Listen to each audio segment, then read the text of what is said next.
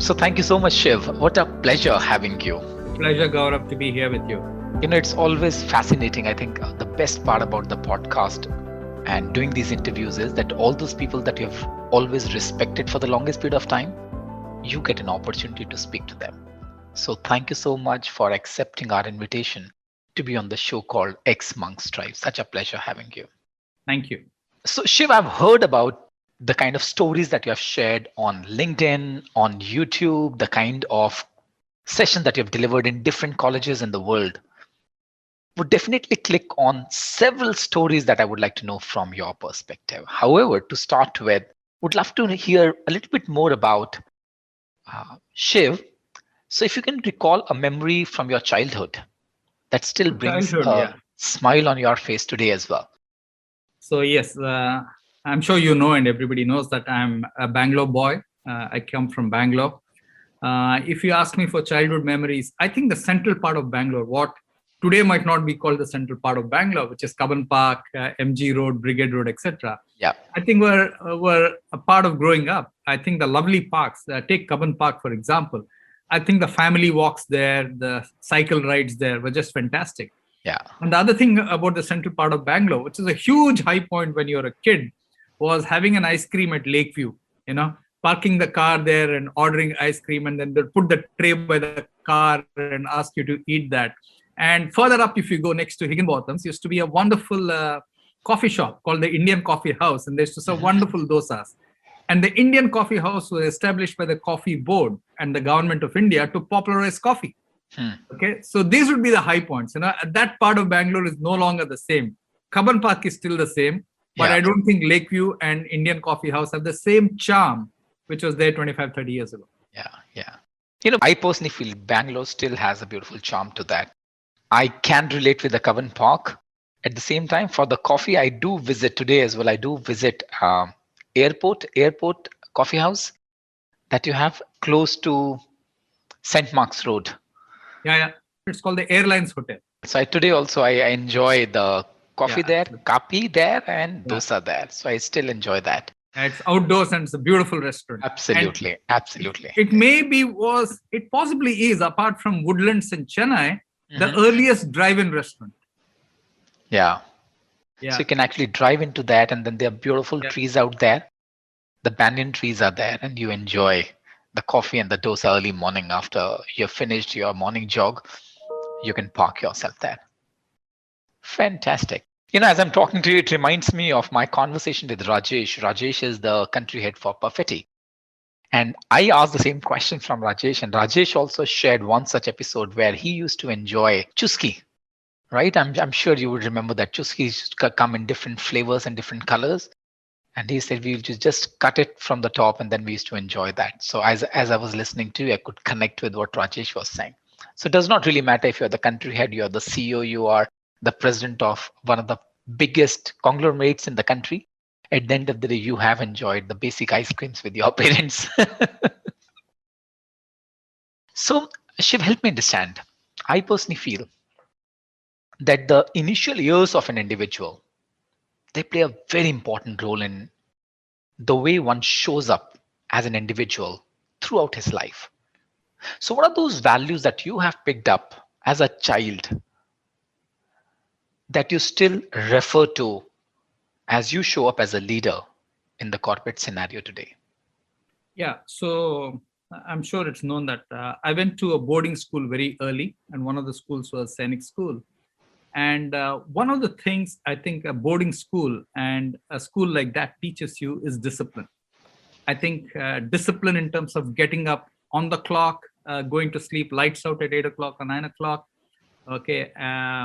I think when you're very young, maybe 8, 9, polishing your own shoes, polishing your own belt, okay, getting everything right, being well turned out, dressing properly for school event. I think teamwork, playing different team sport, because you don't have many individual game opportunities there. It's all team sport. So one day you play basketball, one day you play football, one day you play something else, etc. I think the other thing a boarding school teaches you is to being independent, Because remember, there is no parent, there's no sister, there's no brother to lean back on, and there's no shoulder to cry. And so you have to be independent. So I think mentally you get far tougher when you are there. And I think, when you go to a boarding school early in your life, the food is the food you eat, full stop. So you don't end up whining about food, that this food is not there, my mom's this thing is not there, or my grandmom's this thing is not there, etc. So all those habits, if you look at me, I never crib about food. Whatever food is there, I do it. I turn out well to work, and I'm disciplined, on time, all the time. Okay, so those are the things which help you in the formative years, and I think that's what's helped me through in the later part of my life.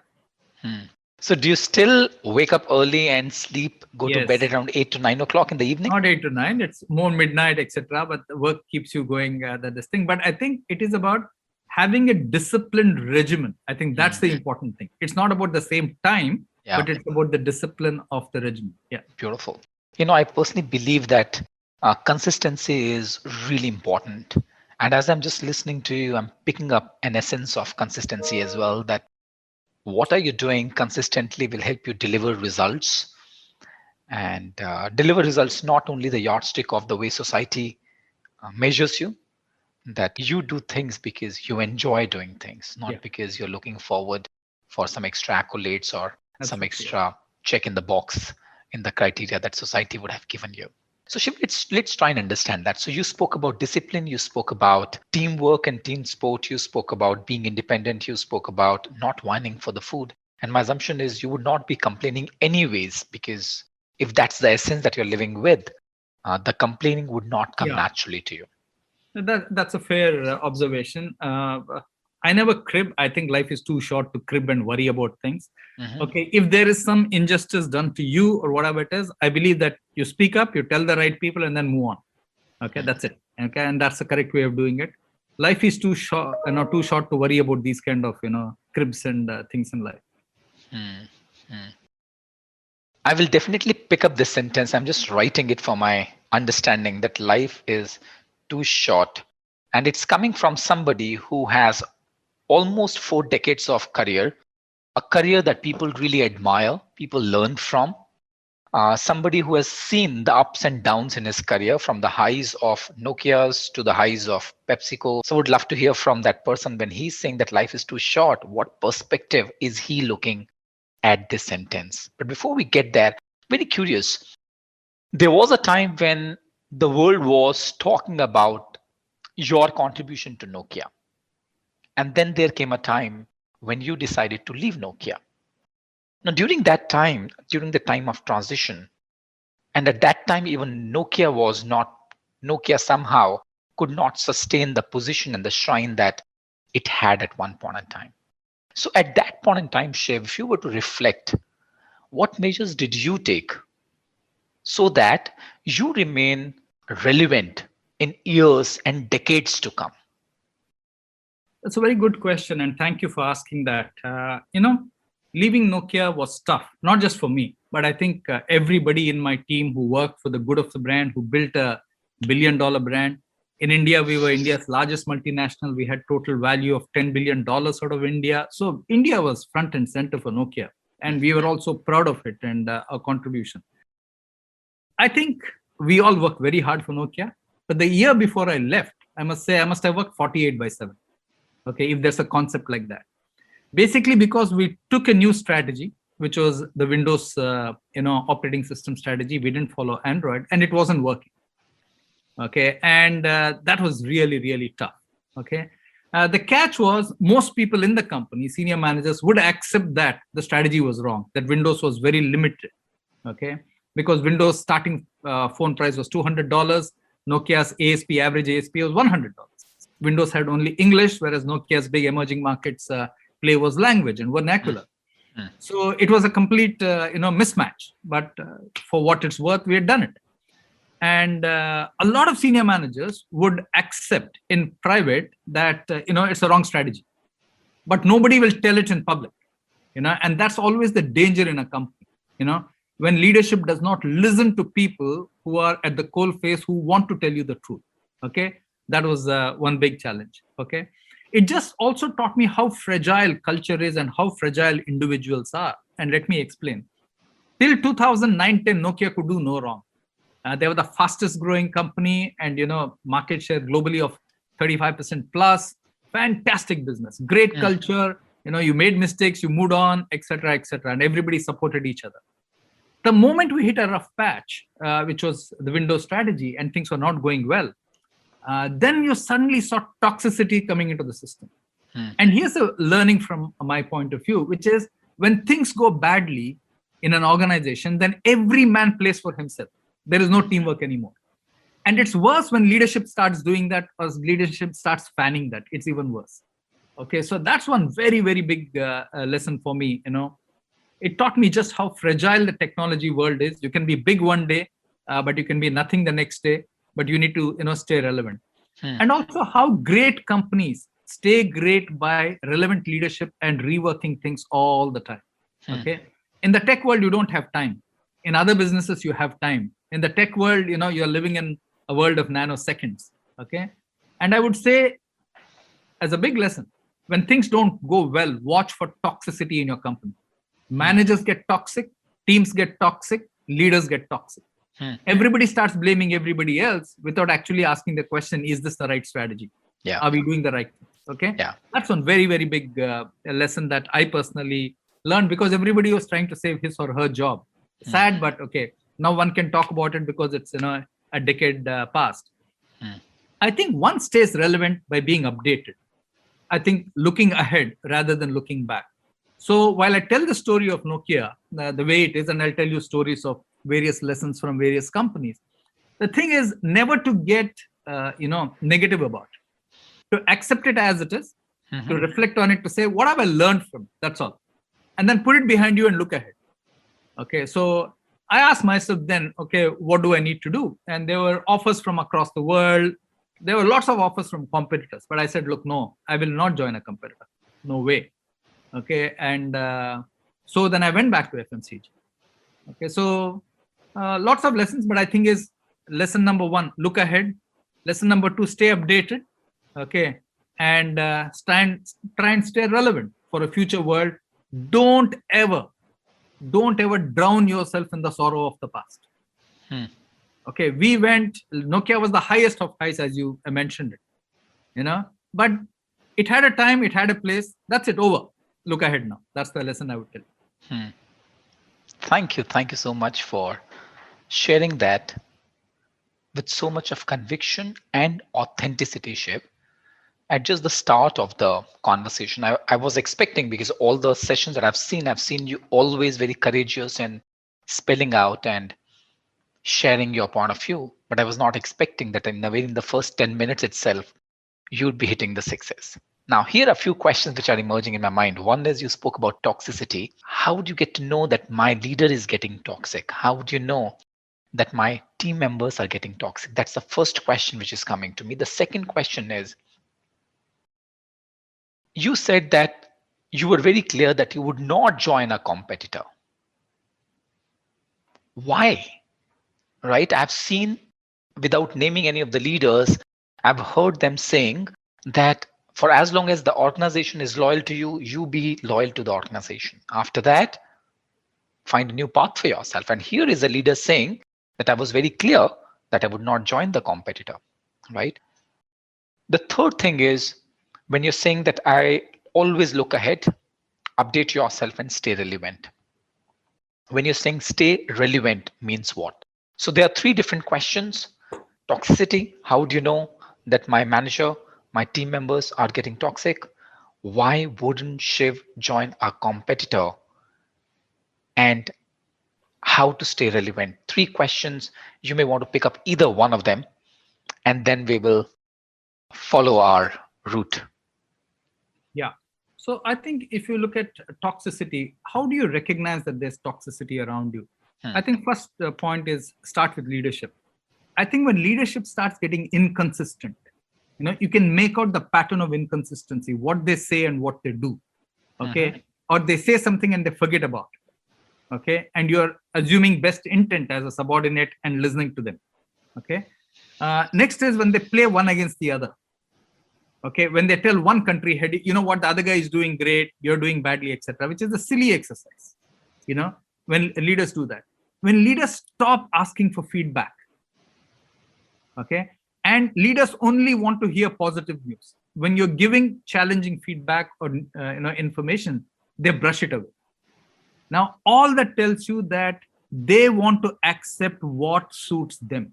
That's the first start of arrogance, and they in turn create the toxicity after that. Yeah. Yeah. Because then everybody says, what does the boss want to listen, as opposed to what's the right thing for this great institution. Feeding into the ego. As you Yeah. use the word arrogance, I'm saying Yeah. feeding into the ego. Yeah. Yeah. So you mentioned about playing one against the other.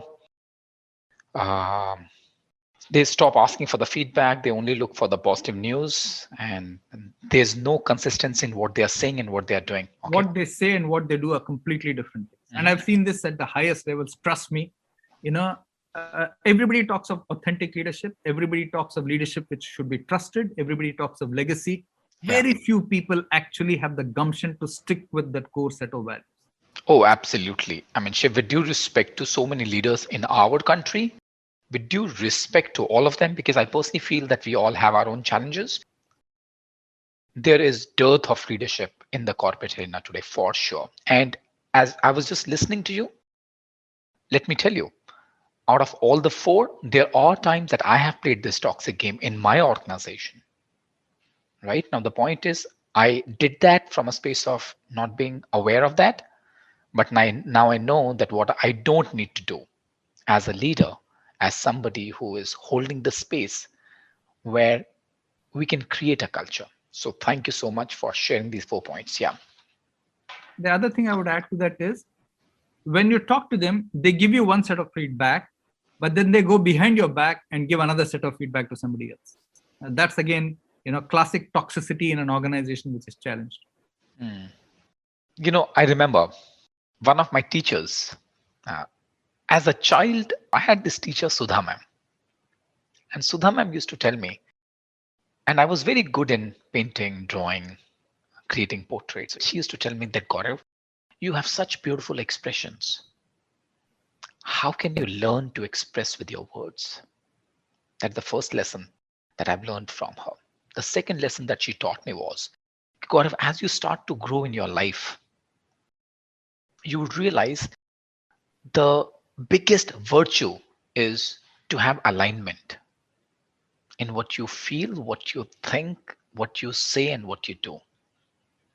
And as I'm just listening to you, if Sudha ma'am would have to tell me something new today, I think she would tell me the same thing. If she has to look at and if she has to give me a advice from the context of a corporate, Yeah. what you're talking about is more or less in the alignment, right? So whether it's the inconsistency of the doing and the saying and the doing, playing one against the other, stop asking for feedback, only positive news, and the feedback on your face and feedback behind you. The other thing you asked about was not moving to a competing organization. Yeah. Here's my philosophy, which has worked for me. It might not be the only philosophy, I would admit. Each person has to make up his or her mind.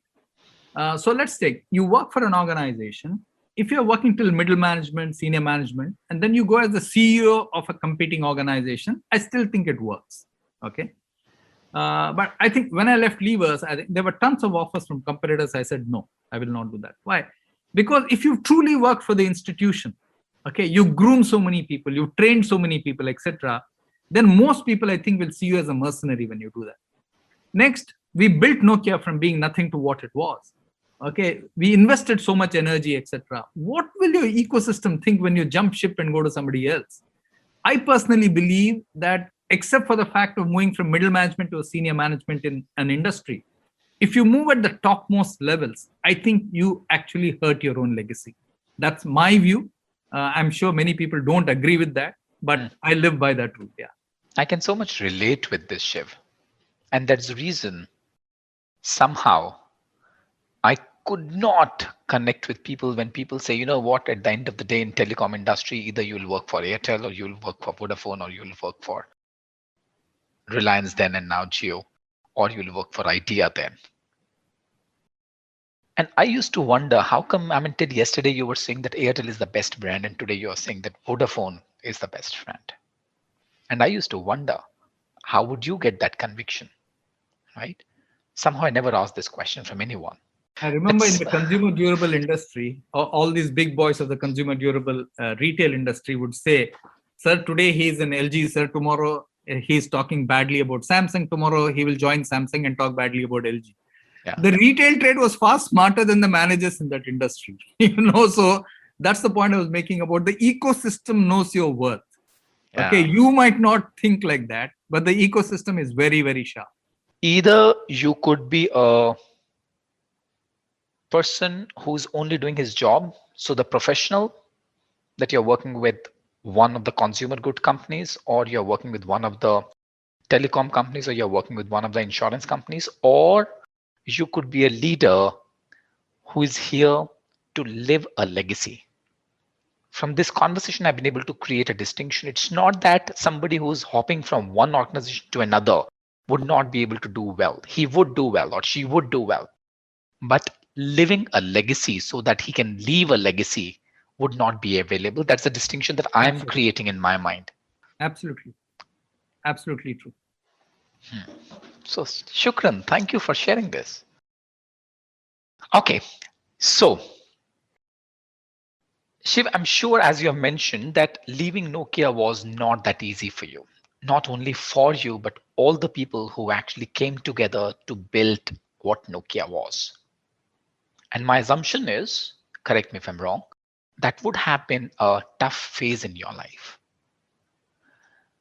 Now, apart from that, if you are comfortable sharing, what is that one of those darkest phases of your life, either personal or professional?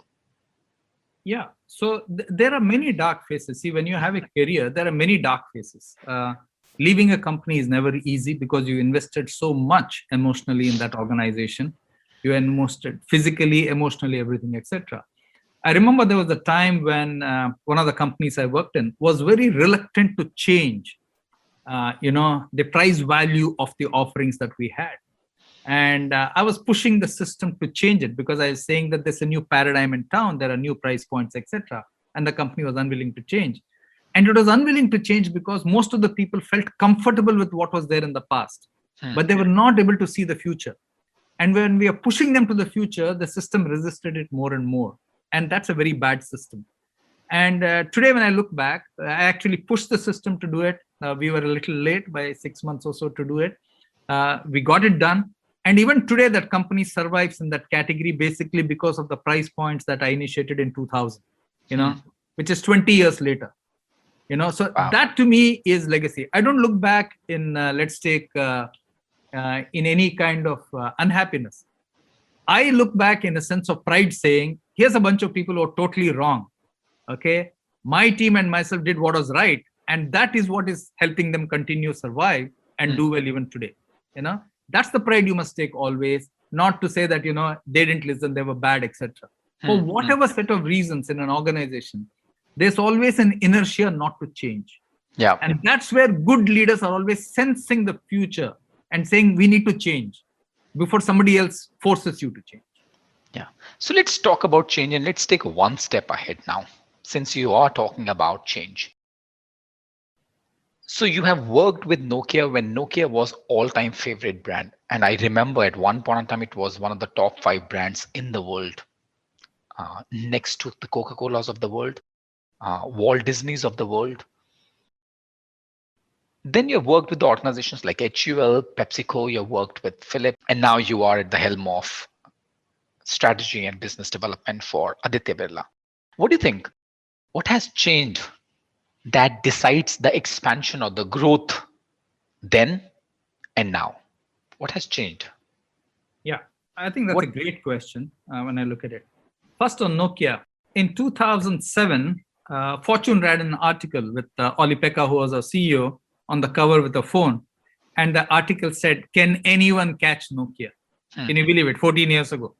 Okay. It was that kind of an iconic brand, that kind of an iconic company. Okay. That's over. That's over. So if I look at the last 20 years or so, let's take from 1990s. If I look at from 1990s, how was growth in the 90s and how is growth today? Growth in the 90s in most parts of India and most part of emerging markets was about driving penetration. Yeah. Okay?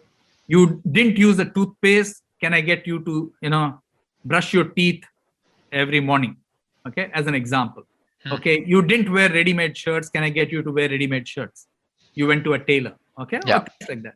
So a bulk of the strategy in 1990s, and even I would say to the early 2000s, was about driving penetration. Driving penetration in India was all about getting the right price value point. I wouldn't say low price, but the right price value point, because price value includes price, quality, etc., and being distributed well, because access was a big challenge. So that was the philosophy of a penetration-led, industry Business. or strategy. Okay. However, if you look at the last 10 years, now most categories have more than 90% penetration. Toothpaste, shampoo, soaps, detergents, you name it, everybody has more than 90% penetration. Today, it's a question of consumption. Okay, you're brushing your teeth every morning. How do I get you to brush your teeth at least 3 times a week in the night also? Okay, what new habit can I develop in you so that you increase consumption? Today in your wardrobe, you have 6 shirts which are ready-made. You have 10 shirts which are stitched by a tailor. How can I take away a part of what you tailor and give you? So, and how do I ensure that you wear more, all the time of the product? So driving consumption is very, very important. In the past, I would say 90s, no company bothered about the other company in terms of partnerships. Everybody was on what I call a journey of independent growth. I have a strategy, I will execute it. I have the resources, I'll put it behind it. Today, I think you have ecosystem growth. You have to partner with people. For example, Nokia could never have grown to the blockbuster brand it was if it was not partnering very well with Airtel, if it was not partnering very well with Vodafone, if it was not partnering very well with Idea. If we didn't partner with them, we would never have got there. So partnerships are very, very important. And the last one, which is people linked, Gaurav, is that in the past, you had stability in the organization at the front end to execute. Today, the front end sales people are changing every 18 months. Yeah. So in the past, you were sure about a consistency in execution. Today, you're no longer sure about that. So building a very solid partnership base in the front end, so that even if your salespeople leave you, okay, the distributor and the salespeople are there with you, so that they can at least execute better. So I think there's a shift from executing yourself to executing via the ecosystem, which is the distributors. So I think these are the changes that I see in terms of driving growth over the last 20, 25 years. So ecosystem is becoming more important than the products and the services alone. Is it a fair assumption to make? Absolutely. Yeah. It's so beautiful because as I'm just listening to it, reminds me of my conversation with Mr. Manoj Kohli. And I asked that same question. I said, what was that moment that gave you a sense of satisfaction that whatever you're doing that you're doing something relevant in your life?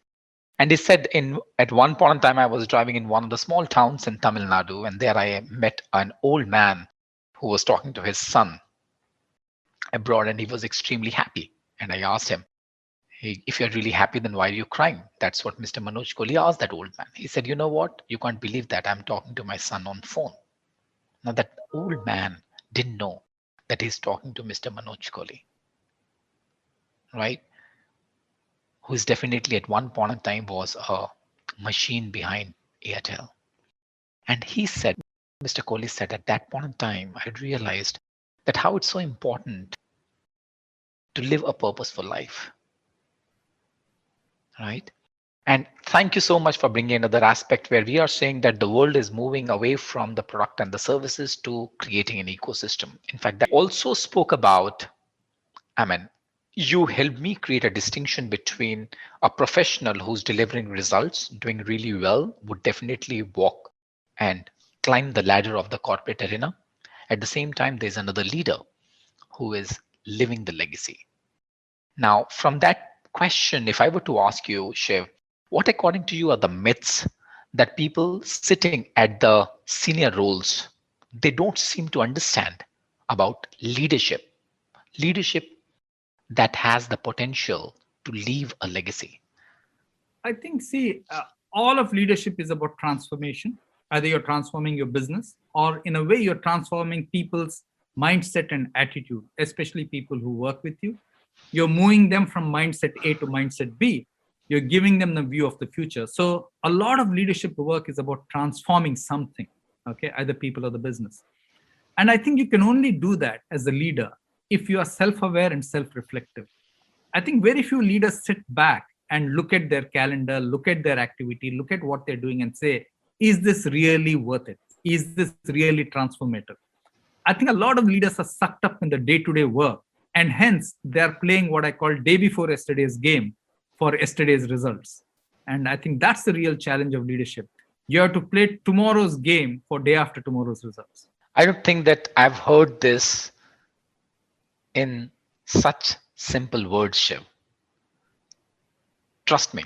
And if I were to pick up this one thing from this complete conversation, I would pick up this one, that people are playing yesterday's game. Day before yesterday's game for yesterday's results. Day before yesterday's game for yesterday's result. Not and tomorrow's game for day after tomorrow's results. Beautiful, beautiful. Tell me more about when you're saying that transformation of the mindset. Tell me more about that. And I loved it. Why? Because some time back, I published a video on LinkedIn where I spoke about that if you were to ask me one thing that's imperative for all the leaders to become even effective, and I chose for self-awareness, right? I personally believe that self-awareness is the key to become an effective leader. And I often share with people that the journey of a leader is a lifetime journey. It's like climbing a mountain without the top. Okay. Why would you talk about self-awareness when people are talking about numbers? The society is chasing numbers. Why would you say that it's all about self-awareness and self-reflective leadership? Yeah, because I think good leaders are able to look at what's going right and what's going wrong in themselves, in their results, in their management of the team, every single thing. And only if you are self-aware of what your strengths are, what your challenges are, and how you tend to behave in some situations, and only if you reflect on them will you actually take it forward. And if you want to build an organization, you want to build people, you want to make people succeed, etc., you need abundant quality of that, because that's the only way you will help people change to a better world. That's the only way that you will help people to change their world. So it all begins with my own self. Absolutely. Shiv, I'm sure several people have told you this. Let me just reiterate this. And I've told you that I've not heard what you said in as many simple words, right? Of all the posts that I've seen on LinkedIn or all the videos that I've seen where you are delivering sessions and lectures in different colleges and different organizations, I think one of a very rare ability and the quality that Shiv possesses is his ability to communicate in the simplest possible words. Now, what is your piece of advice to leaders to hone this ability to communicate so clearly with simple words? I would say first, I think you must honor the room, as they say. Honoring the room is about knowing who is listening to you and why are they there. So if you honor the room, then you'll deliver a speech or you deliver whatever you're delivering, a piece of communication to tailor to that audience. The mistake a lot of leaders make is they think, I know it all. I know I'm an expert in brands. I'm an expert in business models. I'm an expert in cost management. I'll just land up. I'll turn up and then talk about it. But I think each audience is looking for a different slice of the same topic. And that's why I asked you, who is your audience? Okay. And how long is this? How do you use this, etc.? Then it gives me a sense of what I need to focus on. So I think honoring the room is absolutely very, very important. The second thing is to, keep the language very simple. Do not use jargon. A lot of people use jargon. They just throw words which they have absolutely no, let's say, knowledge of. Today's jargon is artificial intelligence, machine learning, deep lake, data lake, all kinds of rubbish. I think if you know your stuff, you don't need to use jargon. Okay. And I always say, try and explain the concept to your 80-year-old mother or somebody, then you'll understand how difficult it is that without jargon, you can do that. Yeah. The third principle I use, I never repeat a presentation. Never, ever repeat a presentation. I have all my presentations I've made over 25, 30 years. I keep them. I never repeat a presentation. I might update a few slides and use them. Like, for example, the emerging market presentation I did for 2013, I updated it for 2021 because the numbers have changed. Okay, I would do that, but I will never repeat a presentation in my life. And next, and a very important point for all leaders, especially leaders on this call, I write the presentations myself. I do not delegate it. And that's one of the things. When you write the presentation yourself on a piece of paper, then you know how much effort has gone in. Then I pick the data for it. When you've slogged on it yourself, it comes easy. And when you delegate it to somebody else, that person has an image of what you want. He's put some data together for you and some words for you. And then it's not the same because you don't feel it. Okay, then you're like a postman. Okay, you haven't written the letter, but somebody else is, you're doing it. So write the letter yourself, write your presentation yourself. Don't key it into your, PPT immediately. Write it down first on a piece of paper. It'll help you sharpen. Those are my principles. Yeah. I think,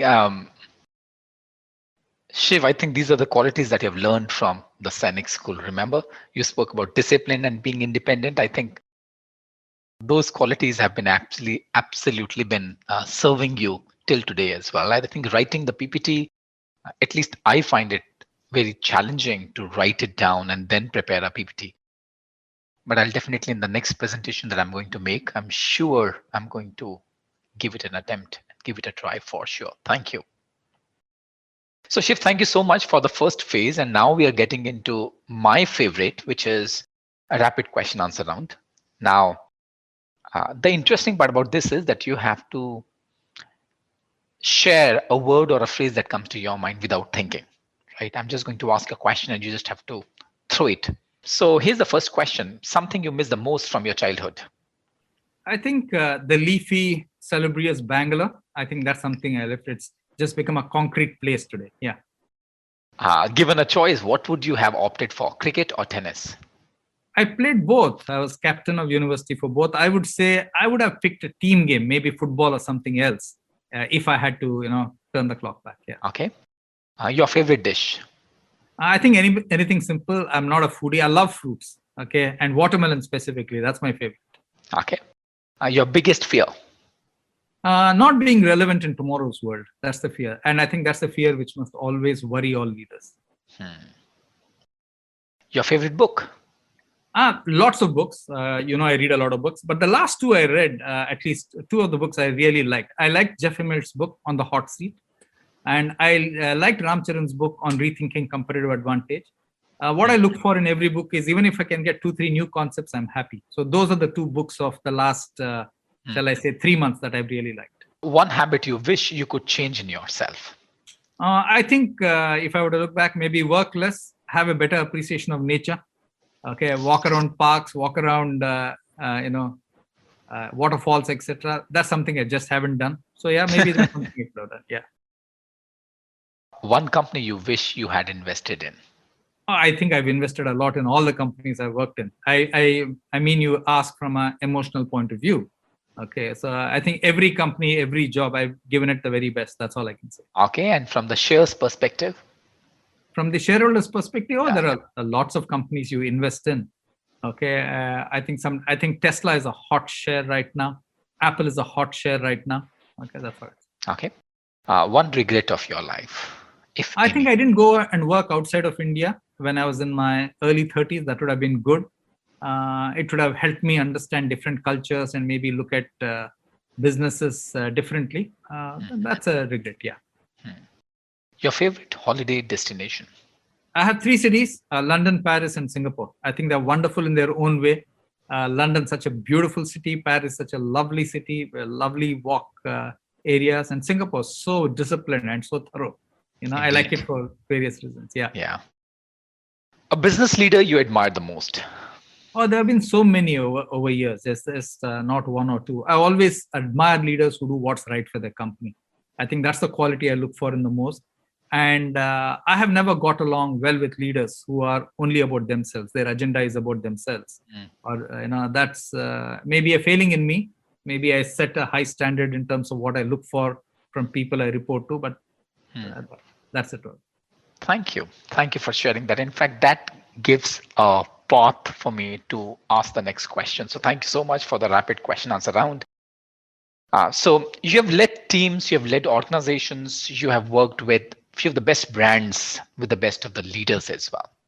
What has been a common denominator that has worked for you, and one of the challenges that you have not been able to decode for yourself? Yeah, I would say, I think for any leader, as long as you put the institution first, which is the company you're representing, or it can be Niti Aayog, it can be a hospital, whatever it is. Okay. If you work for the institution or the good of the institution first, if you're a political leader in America, you work for America first, as an example. If you put the institution first, your team second, and yourself third, I think you'll always win. Because then nobody can second guess you to say, hey, this guy has a different agenda. Because your agenda is in the best interest of the organization. So you can never draw flack for that. People might say you're tough, you're being unreasonable, you're not being practical. They can use those words against you. But they can never say you're selfish, that you're playing it for yourself. They can never say that. Because in an institution's growth is your growth. That I always firmly believe.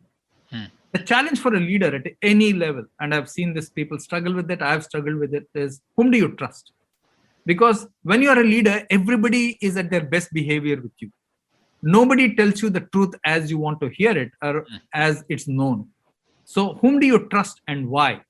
Okay. Because when you trust people, you tend to invest a lot in them, emotionally, intellectually, every single way. And that's a big challenge. So whom do you trust? And over time, okay, I would say my element of trust would be, maybe I've got 60% right, 40% wrong, but that's okay.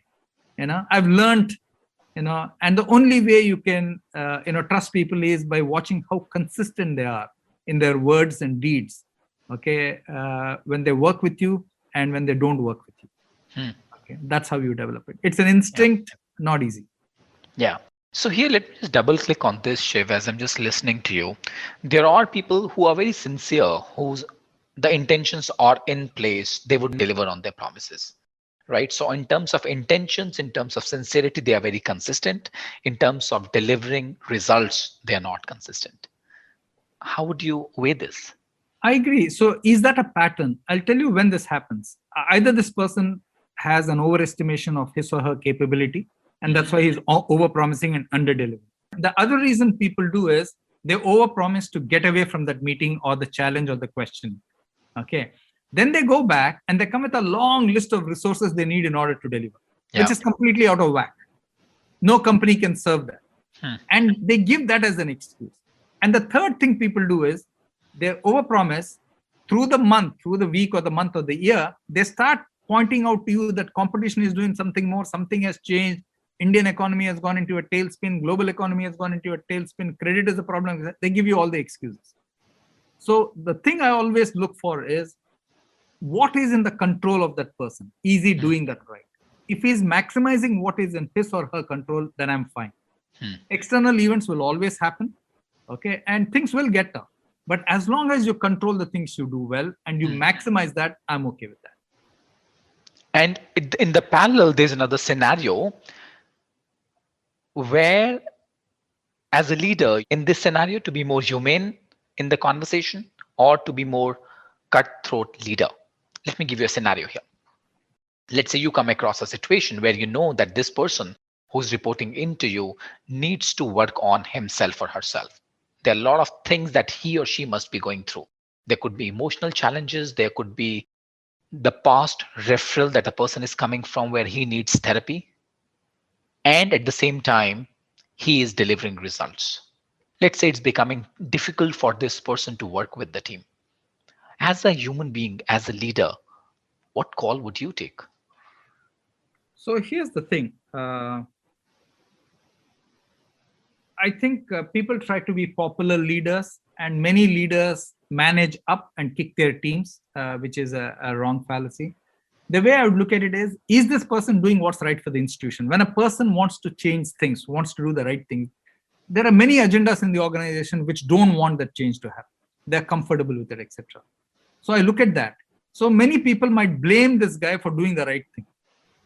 You always don't get kudos when you do the right thing. I'm sure you know that better than anybody else. Absolutely. So I think one has to separate that. I think you need to separate the style from the intent. Many people might get the style wrong, but their intent is right. Yeah. Okay, and you have to judge that. And that's where many leaders do not get the logic. When somebody disagrees with them, they think that as being disloyal. That's not true at all. Their style of communicating to you that something is going wrong might be, wrong, but their intent is right to put it right. Yeah. So you have to differentiate between the style and the intent of the person and what is leading to that. Beautiful. Thank you. Thank you so much. In a few days back, I spoke about creating a distinction between the impact and the intentions.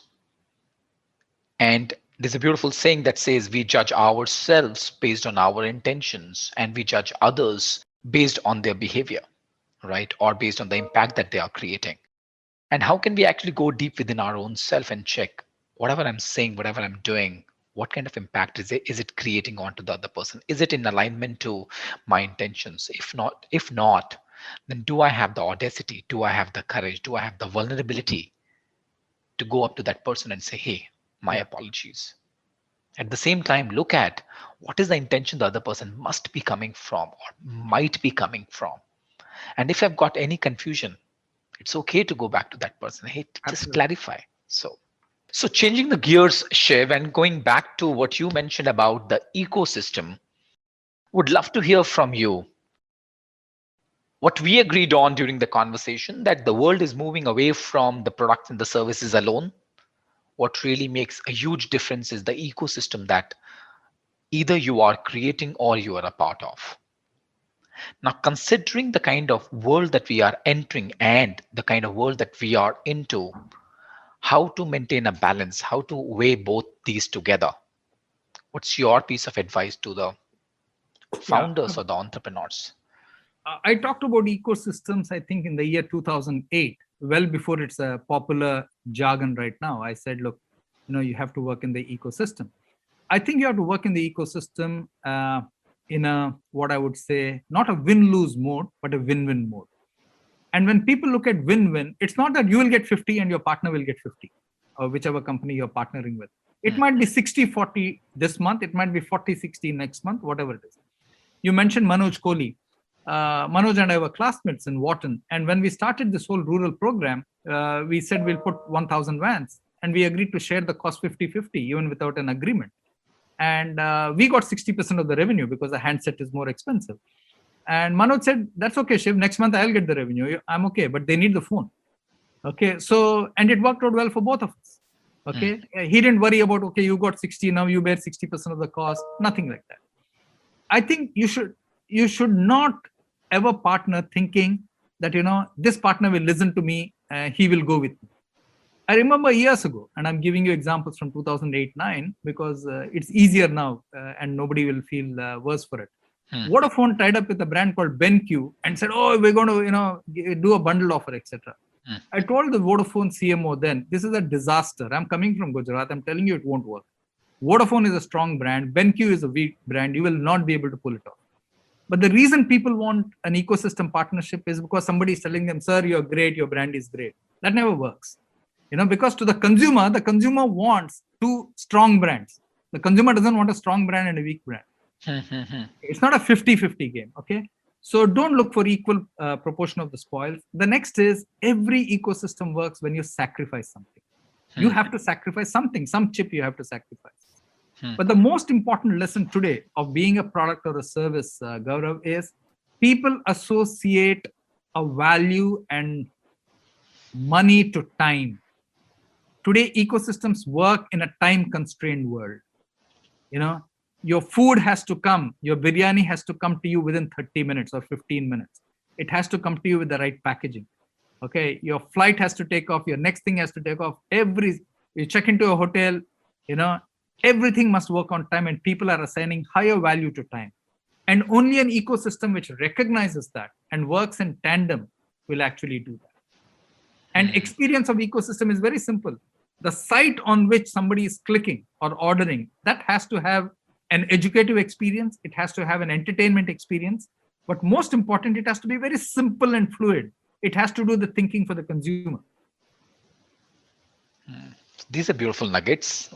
I'll just repeat it for my own benefit because that's a question that I wanted to ask you. What are the ingredients of an effective ecosystem that could help organization to sustain and grow and stay relevant in times to come. So what I'm listening right now is that don't expect a 50-50 model. There is an element of sacrifice which is involved when you are entering into a partnership or when you're being a part of an ecosystem.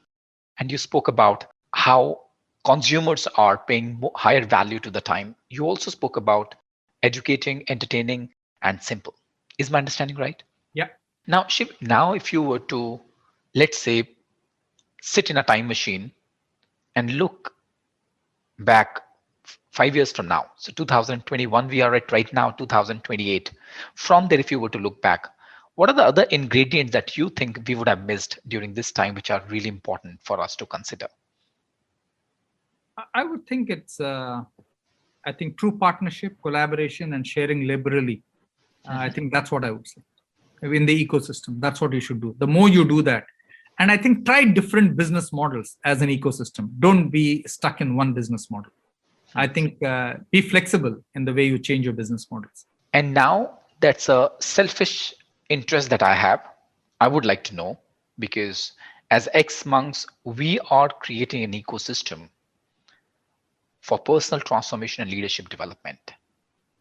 Now, while I'm on that journey, we are partners to two international companies, Ericsson Coaching International, which is a pioneer in the space of coaching, and the Leadership Circle, which is again one of the top companies in the space of 360 degree. Now, I'm personally taking one step at a time where we are partnering with authors and coaches to partner with us and where we'll be promoting their services for personal transformation leadership development. At the same time, in one of the corners in my heart, there's a part of me who's very fearful. What if tomorrow these people snatch away the business that we are building together, right? So there's a tendency in me to have the scarcity mentality. What if he takes the bigger pie? What's your advice to people like me? It's a great question, Gaurav. Thank you for asking that. Here's the thing. If your idea is good or your concept is good, your business concept or idea, and the pond expands, the business expands and many more people come in, damn good. Okay, there's nothing wrong. So let's take IPL as an example. IPL started, now you have the Big Bash, then you have the PSL, then you have the South Africa League, then you have the London League. It's all expanded dramatically, right? But it's created more business for everybody. It's created benefits for the player, for the commentator, for the umpire, for the kit manufacturers, for television audience, for the fans, everybody, right? So my point to you would be, if you are doing this with authors, you're doing with this leadership specialists, etc., you have a great idea and a concept. If your worry is somebody else might Snatch it. succeed, then it basically is a very important point you raise. Then that somebody is executing it better and targeting it better than you are doing. So go back and ask yourself, okay, I have a great idea. Somebody is copying me, means my idea is good. How do I refresh the idea to go to the next level, to the next step, etc.? A very good example I'll give you. Sometimes we go backwards in life. Okay, since this is a thing. Okay, let's take the phone. Today, it's an absolute shame that every phone is this dimension. Okay, it's either black or white or red or yellow. So all segmentation in phones has become software-led. If you go back to the Nokia days, 2005, you had 20 different phones like shirts and trousers and skirts, which could, actually exemplify your personality. We've gone backwards. Okay, so I would say always think, here's a good idea. If somebody is stealing my idea, then I have a good idea, but how do I improve it? How do I make it more relevant? Okay, that's what you should do. Don't worry, broaden the pond, because the industry you are in is a very niche industry right now. Okay, so if you're worrying about a niche of a niche, it's even worse. Yeah, because that's where my own tendency to be fearful comes in the game. Not at all. Like, for example, okay, if you share information, I share information liberally, but I don't share information about my company. Okay, I share information which is in the public domain, which anybody can use. That doesn't make me vulnerable. That doesn't make me less intelligent, right? Yeah. Thank you so much, Shiv. I think for me that's the reason I told you, right? That's a selfish interest. I'm asking you this question, but my assumption is there would be people who would be sailing in the same boat where I'm sailing in, and what you just shared would be of great value. So thank you so much. So let's again talk about Shiv.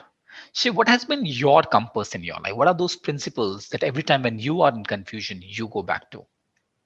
Yeah, so I would say, I'm driven. I think all leaders are driven, otherwise they wouldn't be leaders. I think I'm driven, but I don't look for, justification from other people that I'm a leader. Okay, while I'm driven, I exercise to keep mentally fit. Okay, I engage with people to get my energy. Okay, I read a lot of news. I watch a lot of television. I read a lot of books to pick new concepts, etc. So while I'm driven, I have many external sources of energy which fuel that drive, which fuel that energy, and that's how I live it. So that's my compass. So here's the question. What keeps Shiv going? I mean, really, 4 decades, almost like 4 decades, and always ready. I think the thing is, if you go back to what I said, people want title, people want followership, people want money, people want property, all that's fine. But I think the biggest contribution we can make is to society in the field that you are good in. Okay. I've been blessed that I have a certain position in management, I have a certain position in marketing, etc. So all my interests, my board positions, contribution to education, contribution to leadership practice or marketing practice, that's what I can do. That's much, I can give that. And my time is of the biggest value, which I can, truly give as a gift to others. And that's what keeps me going. Yeah.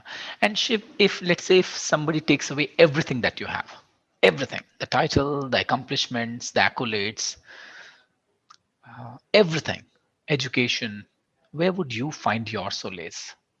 Yeah, I think people can take anything away from you, and people do, because we live in a world which is ultra competitive. People pull down each other, people spread canards about other leaders. That's natural. That's those are the failings of human beings. You have to learn with that. Whatever anybody takes away from you, while you ask me the question, the answer is the same. Never lose your spirit. That's something I would say. Even in the deepest, darkest hour, remember, tomorrow will be better than today, right? Even if you're down in the dumps in a well which is 20 feet below, even if you climb 1 feet and you're 19 feet below, you've made progress, right? So I would say, and this you will find a lot at work. Your peer group will, run you down. My peer group has run me down on many occasions. Your bosses will run you down. Your subordinates will run you down. Okay, media will run you down. Okay, ecosystem partners might run you down. But as long as you're authentic, and as long as you don't lose your spirit to stay relevant and doing the right thing, you will always be fine. Don't measure your life by titles and money and this and that. Measure your life by the spirit you have day in and day out. Are you waking up every morning with the same energy to contribute to society and the institution? Thank you. So let's say if you were to look in the mirror today and if you were to confront yourself, I mean, ruthlessly confront yourself, what would you tell? Where, according to you, you did not justice to your own life, one area of your life that you would like to just tell yourself? I think I have been very focused on work. Maybe there are other dimensions which I could have explored, but And that will come at the cost of work. That's what I would say. any one area that you would like to I bring would say forth for nature. yourself? I'd say arts. I'm zero. I listen to music. I'm zero at music. Okay, so something like that to develop maybe a musical habit. Okay, something like that. Thank you. Thank you. Now, a piece of advice that this Shiv would give to a 21-year-old Shiv. I think it's the same as I just mentioned. I think do well in whatever you're pursuing, but also enjoy the other aspects of life. Life is just not only a career or night. Life is just not doing well at what you know. I think there are many other aspects to life. That's what I would say. As you said, that life is too short. Yeah. Yeah. Okay. So Shiv, what do you know with all the wisdom that you've been able to accumulate for yourself, all the accomplishments, all the knowledge, all the experience, all the successes and so-called not so successes or failures? What do you know for sure with 100% surety and certainty today? I think learning and unlearning is the only way to stay relevant. If you're unwilling to learn as a leader, you're unwilling to forget. as a leader, you have absolutely no chance in a future world. Hmm. I know many people don't understand this. Okay, but that's the only thing all of us know for certain, because life is just accelerating at a pace, and learning is accelerating at 20 times that pace. Hmm. You know, so that's what I would say. So thank you so much for My pleasure, Gaurav. sharing with so much of authenticity and so much of clarity, and as always in your signature style of simple words and yet profound. So thank you so much, Shiv. Such a pleasure having you here. All the best, Gaurav. Thank Do you well. so much. Thank you. Yeah.